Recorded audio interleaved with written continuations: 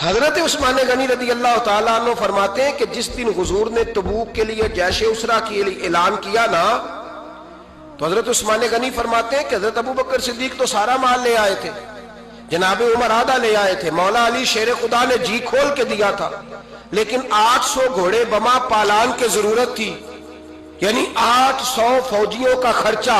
اپنے لفظوں میں بات کر رہا ہوں.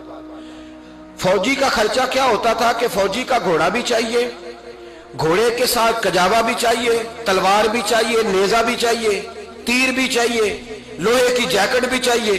حضرت عثمان غنی کہتے ہیں نبی پاک نے اعلان کرنا شروع کیا. ایک دفعہ اعلان کیا تو میں نے کہا حضور 200 فوجی کا خرچہ میرا. تو نبی پاک نے دوسری دفعہ اعلان کیا تو کوئی اٹھا ہی نہیں. جنہوں نے دینا تھا وہ تو سارا کچھ پہلے ہی دے چکے تھے، کوئی اٹھا نہیں. کہتے مجھے بڑا عجیب لگا کہ میرے مصطفیٰ اعلان کریں. حضرت عثمان غنی فرماتے ہیں، شاہ ولی اللہ صاحب نے ازالت الخفا میں لکھا ہے کہ یوں پکڑ کے کہتے ہیں میں نے اپنا نا گریبان پکڑ لیا، عثمان تیرے نبی کو اعلان کرنا پڑ رہا. کہتے 1000 فوجی کا خرچہ چاہیے تھا، 1000 کا.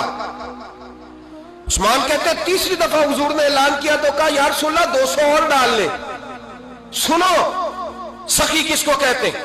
حضرت عثمان غنی رضی اللہ تعالیٰ عنہ فرماتے ہیں میرے پاس کل خرچہ میرے پاس 800 فوجیوں کا تھا، میں سارا کچھ بھی گھر سے لے آؤں تو 1000 میں پھر بھی پورا نہیں کر سکتا تھا. لیکن جب نبی پاک نے چوتھی دفعہ کہا نا کہ اٹھو بھائی ابھی خرچہ چاہیے، عثمان کہتے ہیں مجھے لگتا تھا میرے گریبان پھٹ جائے گا، یار میرے محبوب کو اعلان کرنا پڑ رہا ہے. عثمان غنی فرماتے میں اٹھ کے کھڑا ہوا، میں نے کہا حضور اب آپ نے اعلان نہیں کرنا، آپ 1000 ہی میرے کھاتے میں ڈال دیں، میں سب کا بندوبست کرا دوں گا. فرماتے میں نے 200 فوجی کا خرچہ پکڑ دکڑ کے پورا کیا. 200 کا خرچہ. غریب اصل میں اللہ سے تجارت نہیں کرتا اس لیے امیر نہیں ہوتا. غریب اللہ سے تجارت کرے نا، اللہ سے اس کے رستے میں 200 دے کے 70 گنا کی امید رکھے یہاں بھی وہاں بھی، پھر امیر ہو جائے. یہ تجارت نہیں کرتا، یہ کہتا ہے اللہ کے رستے میں امیر خرچ کریں گے، میری نہیں ڈیوٹی. حضرت عثمان غنی کہتے ہیں میرے پاس 800 کا بندوبست تھا، میں نے 1000 کا دیا. حضور تشریف لے گئے. فرماتے ہیں جہاد سے جب واپسی ہوئی نا، ایک ایسا سودا تھا جس میں سے مجھے نفع کی امید ہی نہیں تھی، پر اللہ نے مجھے 11 گنا نفع عطا فرمایا. مالا مالے سخی نہیں ہوندے، سخیاں کل مال. دیکھیں نا جنت البقیع، وہ والا قبرستان جس میں کوئی دفن ہو جائے تو نبی پاک کی سفارش کا حقدار ہو گیا. وہ والا قبرستان جس کا نام ہی جنت ہے.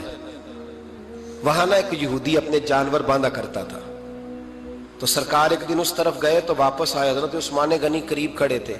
نبی کریم صلی اللہ تعالی علیہ وسلم نے فرمایا عثمان اس جگہ کی طرف ذرا چکر لگانا، جگہ بڑی اچھی ہے.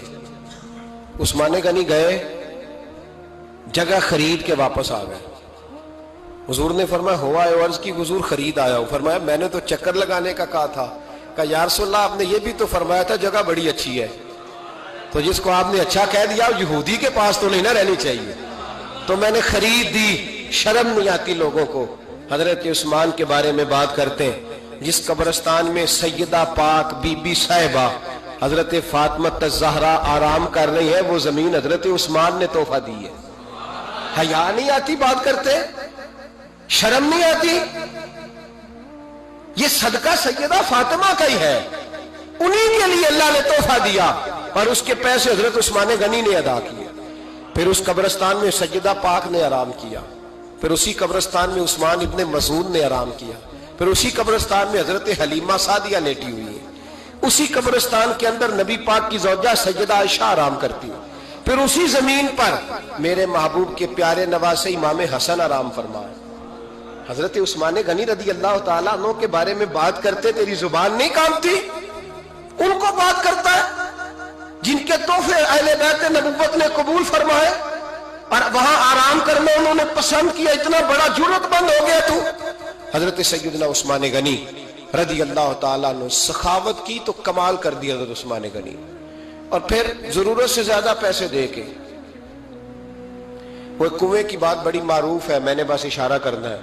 نبی پاک نے بھی اعلان کیا تو بڑا ہی اعلان کر دیا. فرمایا وہ میٹھے پانی کا کنواں ہے، قبضہ یہودی کا ہے. جو بندہ خرید کر وقف کرے گا نا اسے کیا ملے گا؟ تو حضور نے فرمایا میری جیب میں جنت کی ٹکٹ ہے. میں اسے جنت دے دینی. یہ ہے عرض جنت، یہ طیبہ کی زمین ہے. جنت بھی یہی، مال کے جنت بھی یہی ہے. جنت لے لے مجھ سے، لے لے. حضرت عثمان غنی گئے، اس کو کہا بھائی کنواں میرے ہاتھ بیچ دے. کنویں کی قیمت تھی 500-700 دینار. تو حضرت عثمان 500-600 دینار کل کنویں کی قیمت تھی. جناب عثمان غنی گئے، یہودی کو پتا تھا کہ یہ خریدنا چاہتے ہیں. فرمایا یار یہ کنواں بیچ دو. کہنے لگا نہیں بیچنا. فرمایا قیمت منہ مانگی. کہنے لگا قیمت میری مرضی کی. کہا تمہاری مرضی کی، اپنی اپنی اوقات ہوتی ہے نا قیمت لگانے کی. تمہاری مرضی کی. کہنے لگا میری شرط ہے، میں ایک دن کے لیے کنواں دوں گا، ایک دن میں ایک دن آپ. فرمایا یہ بھی منظور ہے. کتنے پیسے؟ اس نے کہا میں 3000 دینار لوں گا. 500-600 کا ہے. حضرت عثمان غنی فرمانے لگے تو نے اپنی اوقات کے مطابق 3000 مانگا ہے، میں 40,000 لے کے آیا تھا. اپنی اوقات کے مطابق مانگا. 40,000 دینار میری جیب میں. یہودی کہنے لگا عثمان تو تاجر ہے، اور عام تاجر نہیں، عالمی سطح کا تاجر ہے. لوگ تیری تجارت کی مثالیں عرب میں دیتے ہیں، پر 500-600 کا کنواں 40,000. فرمانے لگے مسئلہ کنویں کا نہیں، مسئلہ مصطفیٰ کے فرمان کا ہے. وہ جو حضور کا فرمان پورا کرنا ہے نا، اس کے لیے 40,000 تھوڑے ہیں. میرے پاس تھے ہی اتنے جو لے کے آیا ہوں. حضرت عثمان نے پیسے چکائے. اس نے کہا ایک دن پانی ملے گا. فرمایا منظور ہے.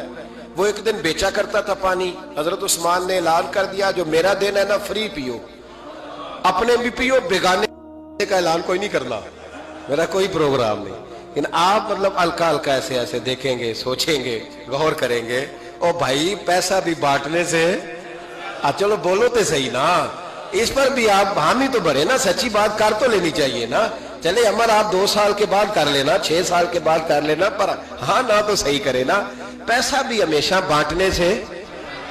ملا رومی رحمت اللہ علیہ فرماتے ہیں کنویں سے سادہ پانی نکل جائے تو تازہ آ جاتا ہے،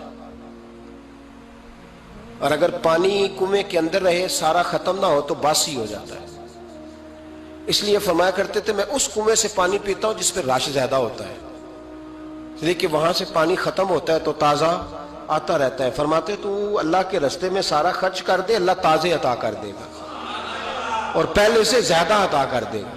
میرا آپ کا مسئلہ یہ ہے کہ تجارت بندوں کے ساتھ ہے. بندوں کے ساتھ جو تجارت ہے نا، بندے کنجوسی کر جاتے ہیں. بندے کا تو صحیح کام چل جائے تو پارٹنر کو فارغ کر دیتا ہے، تو فارغ ہے. اور اگر کبھی کسی کی دکان میں کوئی کرایہ دار اچھا اس کی دکان چل جائے تو مالک کہتا ہے تو جا، اب دکان میں نے خود کھولنی ہے، وہ فارغ کر دیتا ہے. بندوں کا تو مزاج ہے. اور اللہ تبارک و تعالیٰ سے جب تجارت ہوتی ہے نا، میں نے ایسے لوگ دیکھے جن کے گھروں میں لاکھوں روپیہ ماہانہ آتا ہے، غربت نہیں جاتی. ان کو سوچنا چاہیے کہ کثرت والا پیسہ آیا ہے پر برکت والا نہیں آیا. حضرت عثمان غنی رضی اللہ تعالیٰ عنہ فرماتے ہیں کہ میں نے پہلے بھی میں بڑا تاجر تھا، لیکن جب سے مصطفیٰ کے نام پر خرچ کرنا شروع کیا، پھر کہاں کہاں سے آیا کب. اور بڑی سیانی بات فرماتے ہیں. آپ فرماتے ہیں میں کلمہ پڑھنے سے پہلے تجارت کو وقت زیادہ دیتا تھا، اور مسلمان ہونے کے بعد میں نے تجارت کو ٹائم تھوڑا دیا، پر اللہ نے روزی مجھے زیادہ عطا فرمائی. اس لیے برکت پر ہماری توجہ نہیں رہی، غیبی خزانوں پر خیال ہم نے چھوڑ دیا ہے. غیبی خزانوں سے جو چیز ملتی ہے وہ زیادہ ملتی ہے، جو مادی ذرائع سے ملتی ہے وہ چیز کم ہوتی ہے. حضرت عثمان غنی پر الزام لگا جب آپ کا دور حکومت تھا. یہ یاد رکھیں کہ سب سے زیادہ الزامات حضرت عثمان غنی پہ لگائے گئے. جن بندوں کے قد کاٹ زیادہ ہوتے ہیں ان کے خلاف پروپیگنڈے بھی لمبے چوڑے ہی ہوتے ہیں. بڑی بڑی بات یاد رکھنا. کہا گیا کہ حضرت عثمان لوگوں کو نوازتے بڑا ہے، بڑا دیتے ہیں حضرت عثمان غنی. تو حضرت عثمان غنی فرمایا کرتے تھے حکمران تو میں آج بنا ہوں تو میں تو پہلے بھی بڑا دیتا تھا، وہ کس خزانے سے دیتا تھا؟ آپ جواب دیا کرتے. دیکھیں ذرا، لاکھوں لوگ حج کرنے آتے تھے، پر حضرت عثمان غنی حج کرنے جاتے تو اعلان کر دیتے کہ کوئی حاجی حج کے موقع پر آ کے کھانا نہ پکائے، سب کو کھانا عثمان غنی اپنی جیب سے دیا کرے. مینا میں لنگر کھانا ہوتا تھا حضرت عثمان غنی کا، مینا میں. فرماتے تھے کھاؤ حاجیوں جتنا کھا سکتے. اور پھر حضرت عثمان غنی کا اعلان تھا، خدام کو کہتے تھے میں آخر میں کھاؤں گا، پہلے میرے سارے آنے والے حاجیوں کو کھلایا جائے. ایک بات اور سن لیں، بڑا ستایا گیا حضرت عثمان غنی کو، پراپوگنڈے کیے گئے، آپ کے خلاف مہم چلی. عبداللہ ابن سبا نے بڑی مہم جوئی کی آپ کے خلاف.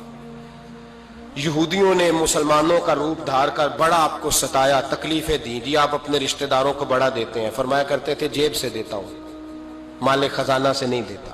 حضرت عثمان غنی رضی اللہ تعالیٰ عنہ کو بڑا ستایا گیا۔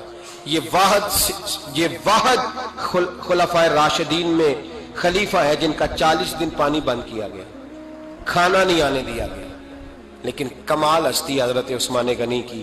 مولا علی جیسے شیروں نے جا کے کہا آپ اشارہ کریں، یہ جو آپ کے خلاف نکلے ہوئے ہیں تو ایک تلوار سے مار دیے جائیں گے۔ تو حضرت سیدنا عثمان غنی فرمانے لگے میں وہ والا مینڈا نہیں بننا چاہتا جس کی وجہ سے مدینے کی گلیاں رنگین ہو جائیں، امن کا کعب خلافت چھوڑ دیں۔ فرمایا حضور نے کہا تھا اللہ تمہیں ایک قمیض پہنائے گا، لوگ اتارنا چاہیں گے تم نے اتارنی نہیں، صبر سے، حوصلے سے، اطمینان سے۔ یہ وہ واحد ہستی ہے حضرت عثمان غنی، انہوں نے شہادت قبول کر لی لیکن تلوار نہیں چلنے دی، لوگوں کو ایک دوسرے کے گلے نہیں کاٹنے دی۔ وہ شخصیت ہے حضرت عثمان غنی کی، لیکن بڑا ستایا گیا، بڑا پراپوگنڈا۔ مجھے بتائیے اس کے بارے میں اللہ قرآن کی آیتیں نازل کر دے اور جس کے بارے میں مصطفیٰ کریم ایک بار نہیں تین بار جنت کی بشارت عطا کر دے، کوئی بندہ ہمیں تاریخ بتائے، حوالے دے، کہانیاں سنائے تو ہم اس کی کہانیاں دیکھیں گے یا نبی پاک کا فرمان دیکھیں گے؟ بولیں، جا کے بولیں، جا کے۔ کسی کہانی پر کبھی بھی کان، بس ایک حدیث میں نے بڑی دفعہ سنائی ہے، پھر سناتا ہوں، ترمذی میں ہے، نبی پاک جنازگاہ تک گئے جنازہ پڑھنے، یا رسول اللہ فلاں آدمی انتقال کر گیا، جنازگاہ تک تشریف لے گئے جنازہ پڑھانے، لیکن جنازگاہ تک پہنچ کر محبوب نے فرمایا اس کا جنازہ نہیں پڑھانا۔ یا رسول اللہ کیوں؟ فرمایا اس لیے کہ یہ عثمان غنی سے بغض رکھتا تھا، تو حضور تو اس کا جنازہ نہیں پڑھتے۔